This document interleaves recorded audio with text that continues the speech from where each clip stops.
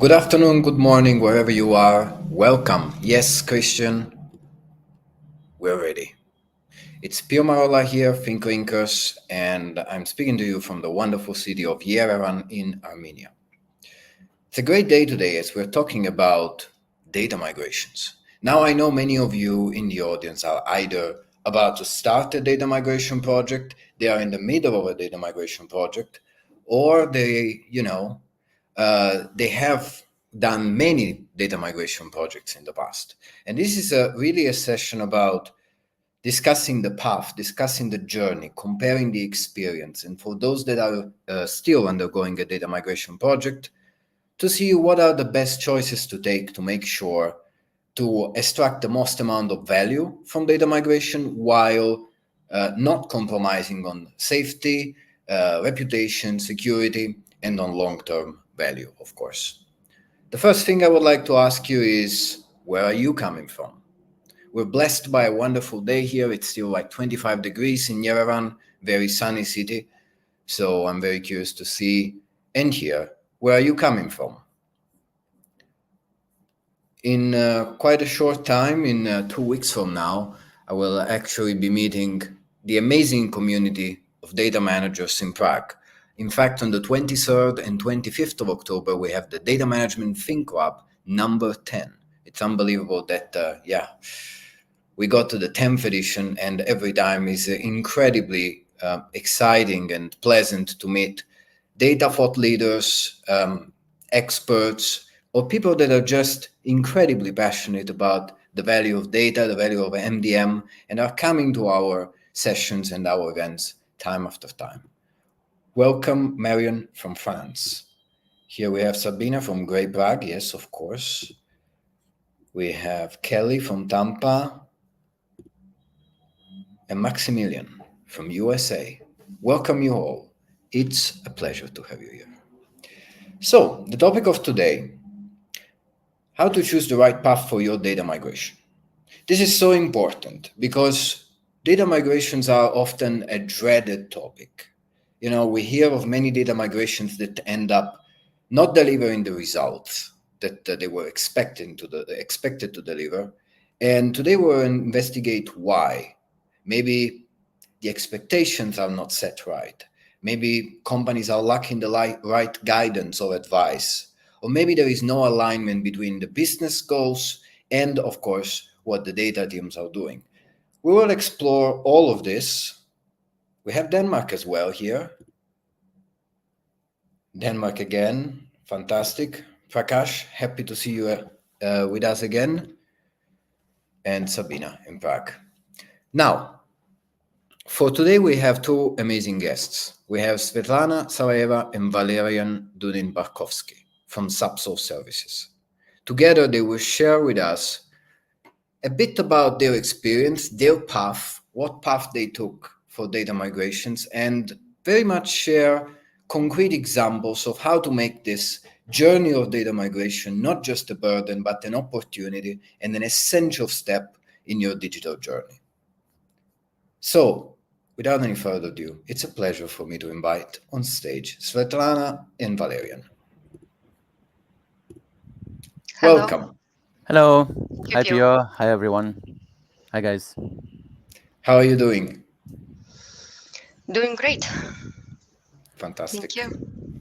Very good. Well, as usual, we like to start with a bit of an introduction to set a bit of context and, to let our audience know where you're coming from, what brought you into data management and the whole topic of data migration. So tell us something about yourself. Valerian, I will start. Ladies first. Ladies first. Hello to everyone. My name is Svetlana Saraeva, and I'm currently located in Barcelona, in Spain. I'm CIO of SAPSOL Services company, but basically I have a degree in mathematics and computer science, and I have more than 12 years of experience in leading data migration and data integration teams, I would say, on the large transformation programs. And I started as an internal employee of one FMCG company And then slowly growth, taking a consultant role, various different roles in the migration projects, but knowing inside out what kind of issues people may face on both sides, being internal employee or being a consultant, and what kind of painful points we may experience, all of us, during data migration projects. Perfect. Valerian? Yeah, Valerian? thanks, Svetlana. Yeah, so I'm Valerian Dunin-Barkovskiy, and greetings to everyone from the sunny Essen. It's a city in Germany, which is normally also quite gray and foggy and rainy. Today is a special sun is our special guest, and hopefully it will not too much sun here, so at least you can see me, not shining too much. But yeah, my background is around 20 years in data management, and last 15 years mostly doing things around data migrations, around SAP, and around fighting the challenges which companies are facing in various types of migrations, acquisitions, divestitures, and all the business transformations. So I hope that things like changing the business and or transforming the business into something new, and when there are good ideas brought by the business leaders which are facing challenges while the things are put together as data, yeah, these are the speciality I'm working for the last many years, I would say. Yeah. Excellent. So you must have had quite many data migrations in your career, both of you. Quite a few. True. Very good. Now, whenever we talk to clients and they mention that they are in a data migration or they're about to start, they don't seem to be very happy. So to begin with, let me ask you, why are data migrations so scary? So maybe Well, Svetlana, yeah, you start. yeah, well, indeed, data migration can be quite overwhelming. And I guess that that could be caused by multiple factors. First of all is actual physical threat, because cost of data failure can be quite high. If we look at on the DevOps side, for example, non-working interface will not most probably stop all the business processes at the company. Whereas in case you do not load the right units of measure, it can cause a lot of troubles with procurement, manufacturing, and so on and so forth. So indeed, the cost of the data failure is quite scary sometimes. And then obviously people also experience a lot of emotional and, I would say, psychological lack of comfort in this area. Because without proper planning, rising matrix, some supportive tools, it can turn out that people are working 24/7, collecting something before go live and then improving something after go live. So people hear about these stories, it happens. It happens. So people are scared that it will happen with them, I think.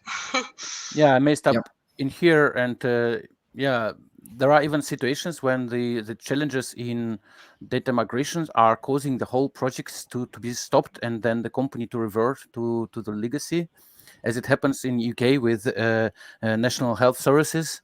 So where the guys were just stuck in combining the data from various legacy sources and realized that migration is getting stuck completely, and that was one of the like public famous examples of the project SAP project failing because of SAP migration challenges and like complete disaster. Yeah, of course these stories are not motivating too much, and they are definitely bringing fear to the teams, and it's definitely quite annoying to have this as a huge risk. Mhm. Yeah, True. yeah. And that's just one of the stories we hear just because it's a famous one. But there are so many initiatives that, just as you said, they end up you end up spending a lot of money and a lot of time only to go back to what you had before. Without Right. a doubt, it's quite a scary situation. Now, let me ask you, what is the biggest mistake that companies make in their data migration when they start? Yeah, maybe I can take this one, as this is something which I faced as an approach in many peer companies, and the many friends of mine from the data worlds are discussing. So one of the most common mistakes is when company is treating migration as a kind of service to be provided, like migration as a Mm. service. It may be advertised like that, and it may sound very, very simple. And it, of course, gives a relief to the senior leadership, saying, okay, we're going to have migration, everything would be fine. And then there is not enough details considered for the migration, so it's really like treated as a technical task, and therefore this service is coming and living. And believe me, there will be, especially if we're talking like big companies, yeah, are providing big consultancies which are using some generic approaches, there will be a kind of very, very nice presentations of the results. But then when they go live is over, for example, yeah, the company is facing something which is in their system, which they don't even understand what is it, because it was prepared, designed, and done by someone who really didn't run deep enough into the data. And then the company is facing with the situation when they don't understand what do they have in the new system, what data is there. Mm. They know the processes, they know the screens, everything is designed, but what is inside is something strange. Yeah, and this basically removes all the sense from this transformation, because basically the result is not what was expected. Yeah, so it's like having this as a one-off kind of service. You do it, you finish, it's over. So that's That's part right. of the mistake there. Yeah. And I believe that it's also like echoing what Valerian said. What I experienced a few times is that companies wouldn't have even a dedicated data team. So Mm. they treat data migration as some sort of a technical task that must be done to take some data and to load it to somewhere. So in that's done, it should work. But in fact, I realized that it was a functional consultant from functional streams who were trying to prepare something in parallel of their actual work, I would say, right? Actual role, and load something. And of course, no one is taking care of integrity of all the other aspects that should be taken care of, right? That is why Of course. sometimes it really fails in the end. Yeah, yeah. And we have a question here from Natalia. Yeah. Since you were involved in so many data migration projects as practitioners, what was the biggest challenge you faced in particular? Should I take that, Mm, Svetlana? Yeah. yeah, please, I will comment. Um, yeah, personally, I faced with situation which was quite yeah, serious, and in the end it finished not so badly, but in the beginning it sounds really scary, Mhm. when there was a lack of trust between the data migration team and actual business team who were responsible for the data management on site. Yeah, there was a kind of multinational project with many sites involved. So basically data migration team did something on their own, while data experts on sites were kind of realized that they are not able to explain what do they need, and they created their own network. So basically what happens, after every data load, these poor guys from sites were reloading the data on their way. So they were doing like mass maintenance, or even sometimes even manual maintenance of data during the night shifts, or yeah, sometimes 24 hours shifts, when they were changing something which were loaded by the big consultancy. And at that time I was rather involved from the business side. When I realized that it is happening, I try to connect the dots and to make sure that the requirements are taken.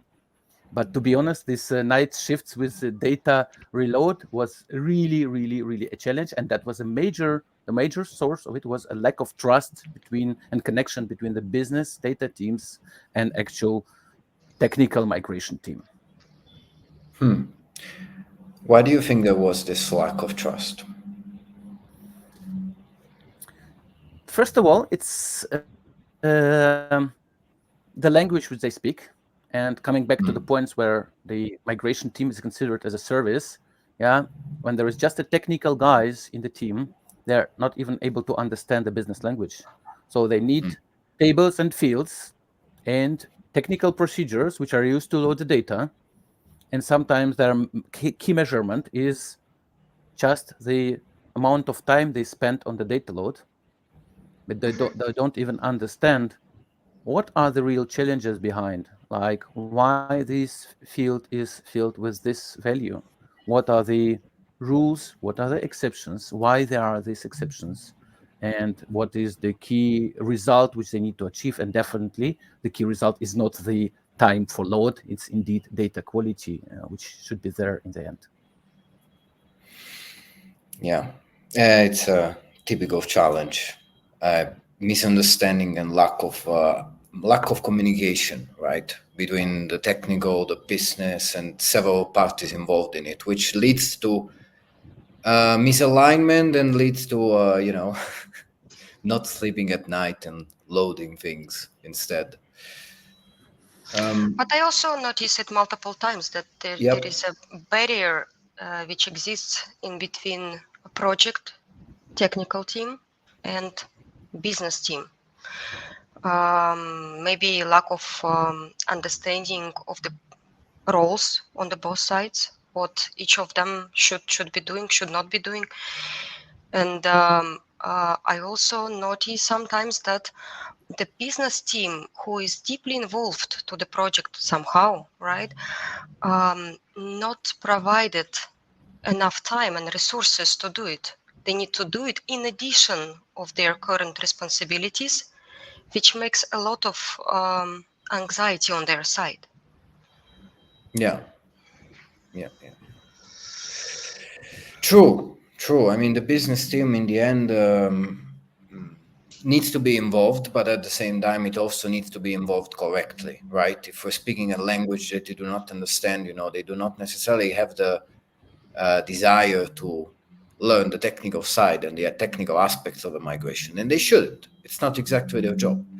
So I can absolutely see this happening, and it extends beyond the data migration matters, right? It happens in so many data management projects in general. We have a question here.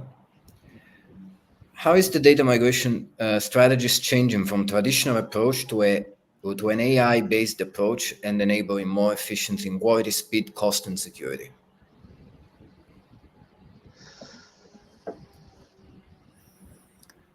Good question. Svetlana, you want to take, or you want me to take, as you wish? You can go first and I will provide my comments later. Now, definitely AI is bringing a lot of new spirit into our life, and we definitely can replace a lot of, I would say, simple manual procedures, especially in the enrichment processes. We can definitely enable a lot of AI tools in order to simplify that. So it makes me, from one hand, it inspires me a lot. From another hand, it makes me a little bit worrying. While whenever I need to hire 10 students to help me with data cleansing, now I can do it with one procedure using artificial intelligence. And I'm thinking about these poor students because they're normally learning through this process, and then they becoming a data migrator, so they have no possibility to learn. Yeah, while definitely, yeah. First of all, yeah, all the routine manual tasks now can be really automated and enhanced and accelerated significantly.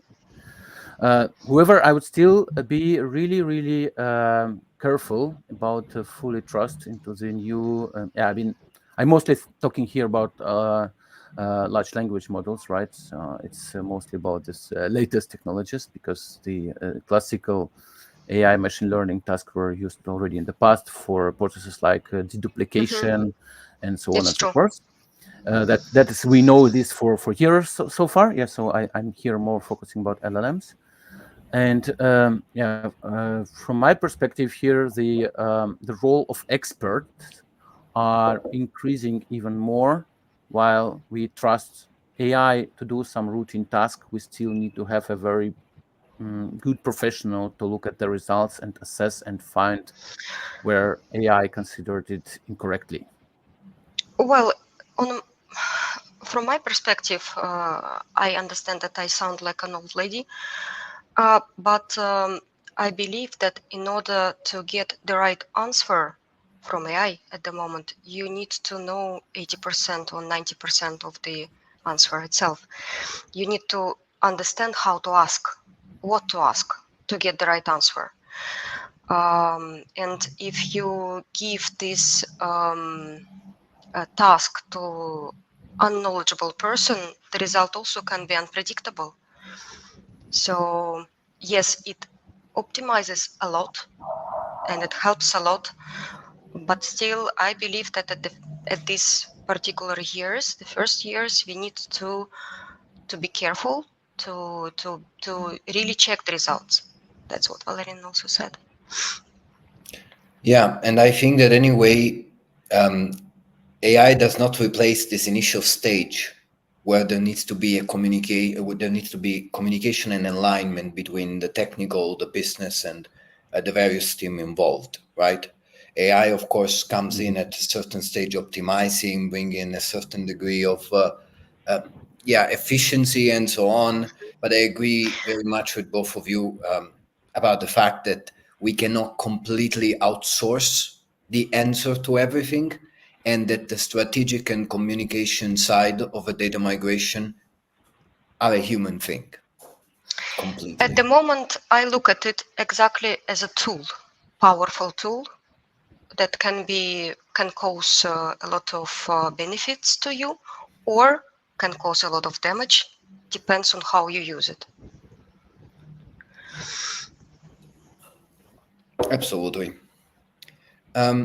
We have a question here from Christian. Do you have a favorite tools for data analytics? I have my favorite tool, Excel. I'm joking, of course not.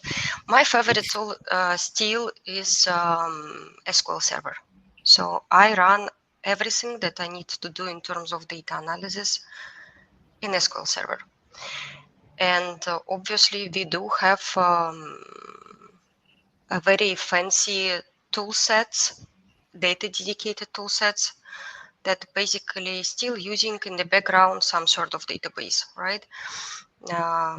Just helping business to form the query in the right way. Um, I think that, yeah, I'm still old-fashioned lady. Valerian, what about you? Yeah, I think the best tool for data analytics is still human brains.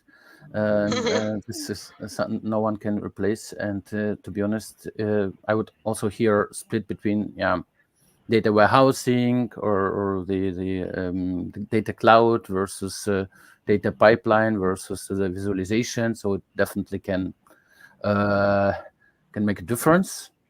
From my recent experience, I was quite amazed with Amazon Quick Sites, which was very cute one, Mhm. quite a nice plug and play methodology and technology in one hand. Definitely, Microsoft is also quite strong player on this market, and Mm. with Azure and with everything, still nothing can replace all good SQL Server, as Svetlana said. But I think Well, it depends honestly, on what you need, exactly what you said. Is it who is operating this? What is the audience? In case you need a fancy dashboards, it is one thing. In case you need really to have an engine, it can be another thing. yeah, if you want to have a migration, of course, you use Synity and no advertising here. No, I'm joking. No, no, we just we use our favorite tools for migration. Is one of the products which is called SAP Advanced Data Migration, which is quite powerful. Recently acquired by big consulting company, so we hope it's gonna be still have the same power as it had before. But this Synity migration tool is really the good one, which we definitely use quite a lot in the past. But there are many of them on the market, and so far we're not paid for advertising, so we're not advertising too much. Yeah, I'm joking. Very good. We have a question also from Marion. Do you have tips to share with us to assess the right scope of data to migrate? What are the main criteria to consider?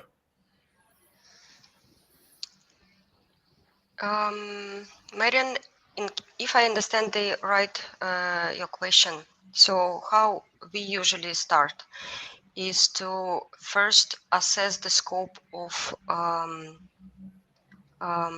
year implementation in general. So what kind of processes are being considered for implementation.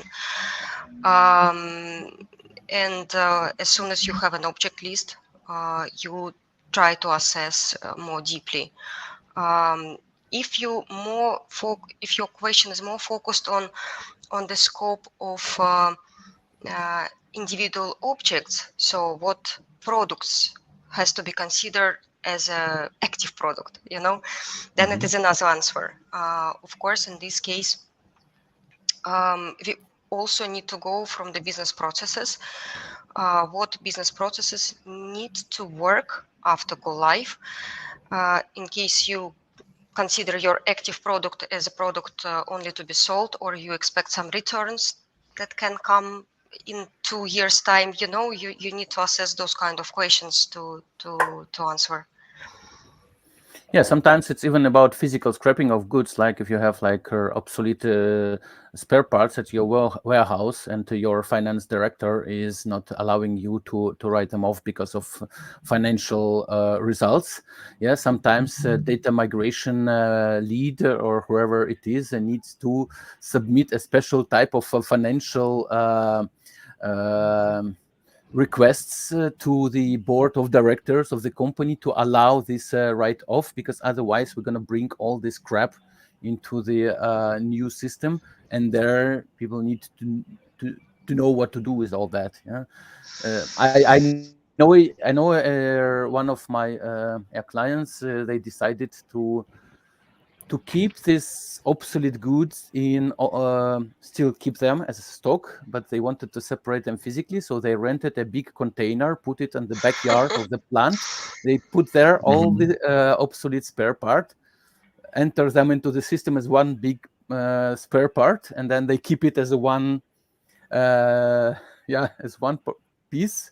Product. One article. To avoid this Nice. write-off, but they were not deciding not to enter every individual part, because then it would be enormous data collection required for that. There could be also creative solutions. But I think that indeed this relevancy rules that we are talking about is a key. So you start your data migration with assessment of that. Based on that, it really can impact on your data cleansing strategy, which is also defined in the very beginning. Regarding the tips, I really go usually from the business process perspective and what is allowed, what is not allowed, what is the objective in the end. Very good. Very good. We have a question also from Ranadeep. What sorts of data governance and technology suggested to measure the success of migration? You mentioned MDM, etc. The obvious target is to keep business KPIs continuity. I may take this one. Whoever I would, say I'm gonna make some spoilers for the upcoming presentation at the ThinkLinkers lab in Prague. So whoever is listening to us now, please do not throw stones in me in the conference. But I won't tell you everything, so there's something left for the conference for in 2 weeks. But from our experience, there are two aspects. Yeah, first of all, the KPIs for the migration itself, and primarily the KPIs for the migration is the scope of data, which is migrated in every test cycle, yep, in the preparation for the go live, and data quality of every data load. Yeah, so there should be proper assessment of the every data load. And second is so-called business adoptions KPIs, showing how good the company is performing in the new environment, for example, in MDM solution, whether the new vendors are created properly and in time, whether the business already realize how to deal with the data that is there in the system, and the new objects which are being entered are following the same quality as the migrated objects. This is one of the key aspects which I've seen rarely measured and rarely monitored. It normally becomes a trouble after a while the company already had significant trouble with that. In addition to that, out of technologies and tools, but I would also add a personal KPIs of mine is the number of the defects after go live, number of business stops related to data issues, and some significant processes like first months in closure, for example. If it goes successful and people can, after go live, can really proceed with their responsibilities smoothly without interruptions caused by data, to me it is also a measure of success. Yeah. Oh, definitely. And again, taking on what we mentioned in the beginning, sometimes the problems appear after the go live. Yes, So true. When keep, then it's come what Ranadip is basically was asking about technologies and tools to measure, and of course it is very essential to build proper data quality rules and reports and dashboards to keep measuring your data quality after go live, because basically even if it was my biggest fear during my projects, that okay, I prepare my data in a perfect way and I have zero defects after go live and I'm so proud of myself, but then people who start entering the data without my migration team, what if they spoil my data? I understand that it sounds childish, but in fact, yes, people also from business has to be prepared.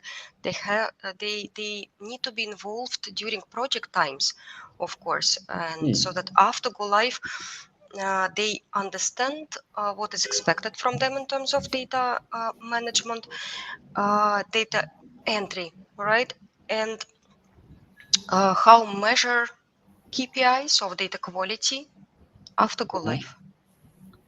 These systems must be in place. indeed. Now, we went over, a bit of the before, a bit of the after the go live. I'd like you to walk us through the path, right? Let's try to give some, let's say, milestones or steps that are fundamental in the go live. Where to start, how to proceed, how to finish, and so on and so forth. Let's walk the path that we're mentioning in the title. Well, for me, I would say that data should be treated equally as any other stream, right? So you need to first do some pre-assessment before you even start planning your project, your transformation project. You need to run some sort of a pre-assessment on what is the scope, what is that you're trying to achieve, what is your measurement for critical issues, how much critical issues you can allow to your business to have. For some processes, for some companies, it is essential to have zero interruptions, right? Because it costs a lot of money. For some companies, it's fine not to have anything produced within 1 month because it is like their life cycle of their production process. It's fine if some processes will stop and then they will slowly, gradually change something. But based on these answers, you already can understand, it gives you a hint what is possible and what is not. So in case you involve experts at the very early stage to advise and help to plan, you may avoid a lot of disappointments in the middle and after go live. It's like planning everything, timelines, landscapes, like everything has to be planned in advance. That is how you also can calculate the cost efficiently, right? So pre-assessment is important. And Valerian, right? Yes, Agree? I would say here we are talking into the very sensitive discussion about choosing the right partners for the migration.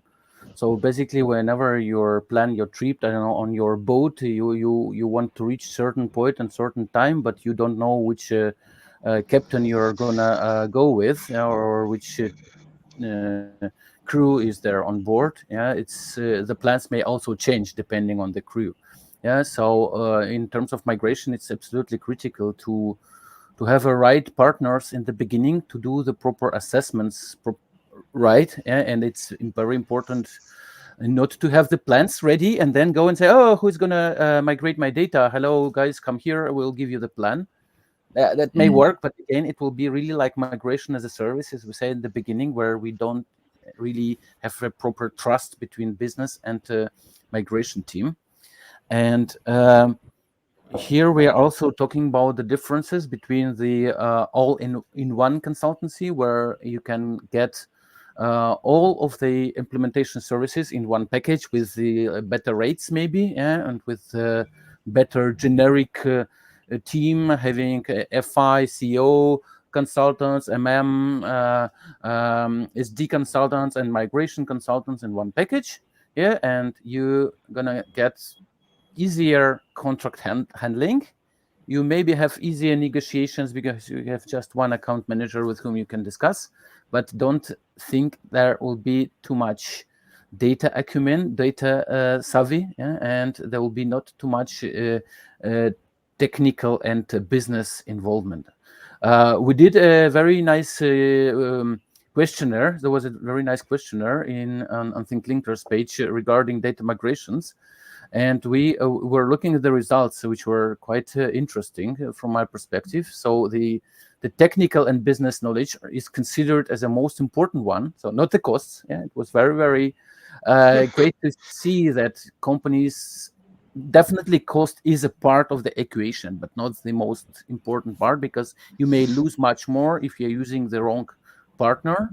But still there is a pure understanding of importance of technical and business knowledge. But from my perspective, there is not enough um, um, feeling of how important is this data citizenship or data acumen of your partners. Why it is so important, and maybe it's not very clear from the beginning, but to be honest, data people, they tend to speak the same language. There is certain data DNA, which some of here guests here may know what it is. Yeah, so you have a data person, and definitely in your company there are data people, there are real data people with this data DNA, who are thinking data, who are like data focused, and who are not very well in processes on so ever, but they are really knowledgeable about the data you have, and they are, could help you a lot with your migration and with your data usage after the go live. But your migration team should look at the eyes of this your internal people and build this trust, this is, from my perspective, a very important step in the very beginning of the journey, that there is this, chemistry happening between your company data team and your migration team, which comes and goes still, but there is a period of time when they work very, very closely together. So you really need to make sure that there is a good collaboration between the crew that you are hiring for the journey and your core team, which is there with you forever, for a long time. So this is for me a point where sometimes not enough time, sometimes not enough focus, or sometimes not enough desire. But this is something where one should focus really a lot. We get stuck a little bit on that, but maybe Svetlana, you can go further with the steps on. No, that's right. on the Well, journey. in my opinion, it is important to start right. At the very beginning, you define a lot of important things that allows you to plan accordingly. So at the beginning, you do some pre-assessment, you understand what you need, you choose the partner, and partner need to create for you a data migration strategy, which includes key factors that will happen during the project life cycle in general, right? Everything that relates to the test loads and success criteria and landscapes and data cleansing and collection strategy must be defined in the right way. All kind of change management related processes around data should be defined as well at the beginning. Maybe not in the details, of course, but you need to understand when you will approach a certain question. For example, I noticed multiple times that when we talk about data freeze happens in the end, right? During cutover. But you need to start talking about it well in advance and prepare business and understand how long they can stop one and another data entry, and really define it piece by piece well in advance. Otherwise, people just get overwhelmed. And if you start in the right way, then of course, data migration is a challenge. Of course, I can't say that it is like drinking a coffee, but in case you start right, you can minimize the anxiety of your teams, right? And minimize the some bad experience during and after go live. And I must tell you that me, practically, I had an experience of projects with 0 defects after go live, and what we call as boring go live, right? When we indeed were prepared so well that we spent a nice time during. Yeah, I remember that time. Yeah, it was really a boring night when all the data team gathered together for the go live night, and we were all ready to load and reload and do the necessary fixes if something would be discovered. But actually, it was quite a boring night. So the whole team ended up watching football on the big screen of the projector screen in the meeting room, because there was actually nothing to do except watching football and enjoying some friendly discussions, talks, but there was actually no real defects. It was just the most boring go live in terms of business, but funniest, of course, in terms of personal time spent by the team, because it was really a great experience. And this is something really to be considered, and this is something to be set as a goal, like this, the benchmark could be really that, so that there is no data related or very few, like there is no critical or high defects related to data. They should be real boring go live. All data is validated, all data is ready to be used. So why not to set these targets? Because this is something which makes your business better. Yeah, and the team must have been like, that's it, on that night. Yeah, Yes, well, yeah, but they could be proud of themselves as well, Pio. Yes, Of I course. understand that there was I could feel a bit of a tiny part of disappointment that I was prepared to, fight and sort defects, and I was like waiting for it, but in the end, nothing came and everything was fine. And I believe that year we even won the Golden Award from SAP for the yeah. We were awarded quality of by the implementation. Golden Quality Award from SAP, right? Yeah, that Yes, was a lovely but case. this is good. I believe that it should be the target, and people should not be scared. They really should take it as a interesting journey. Yeah, that may also give a boost towards the overall data journey. Yeah, because data and digital journey, because success in this in migration can really boost the trust in data and can boost the overall company digital and data strategy. So people feel like, okay, we're now united as a company. For example, if there was a mergers and we have a joint data now, joint processes, joint data, and now we are thinking about joint data and digital targets. So that may be very, very tightly connected to the company success and company strategy. Yeah, I mean, when you succeed at something that important, it's a big win that builds trust, indeed. And you can take over many more projects and tackle them or implement, for instance, new technologies along the digital journey with a record that says, hey, we handled data migration and we watched football on the go live night, Yes, you know? yes. Very good, very good. Now we're coming to the end of the session, but before we go, I'd like to ask you. We're going to meet in a couple of weeks, um, but for everyone who will go to the Data Management Think Lab number 10, can you give us a bit of a sneak peek about your presentation? What will it be about? What can people expect from you? I think that it's somehow echoing on one of the questions that guys did in the chat. Was it from Christian? I'm not sure, but it is more or less the what we believe as steps or points to be considered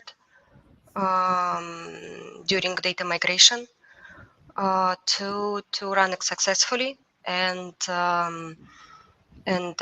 guarantee the smooth go live and smooth business process run after go live. Yeah, Very from good. Valerian, some perspective, it will be our run book presented, in a way. I would say we do have a lot of practical experience, so we'll be able to answer the questions if there are some practical, particular questions. Which reading a book is a good, but when you have an author standing in front of you and able to answer the questions, I guess that's even better. So we are really would be happy, and I guess there is still a possibility to join ThinkLab. And personally, I would say it's a great opportunity because I was joining a few events. I think in the very beginning of this Think Labs in Data, I was there, and I see it as a great networking and practical knowledge exchange sessions rather than like only presentations and speeches. Yeah, it's a really live knowledge exchange and amazing possibility to network. So. By the way, thanks Pio and Natalia and all ThinkLinkers team for having us there and having this opportunity for the whole data world, for the whole data network. I think this is one of the greatest event which happens in our normal working year. Thank you True. so much for your words. I really appreciate it. And of course, I really look forward to find out more, to watch the presentation, to meet you, of course. And yeah, to all the data community that is coming together in Prague, I really look forward to meet you all again for the 10th time, actually. We have one more question here from Marion. What is the best option to deal with data cleansing, before or during migration? Both. So I can answer straight away. So what I recommend to do is to run some sort of again, during pre-assessment stage, some of the key data objects you already know, I would start cleansing as soon as possible.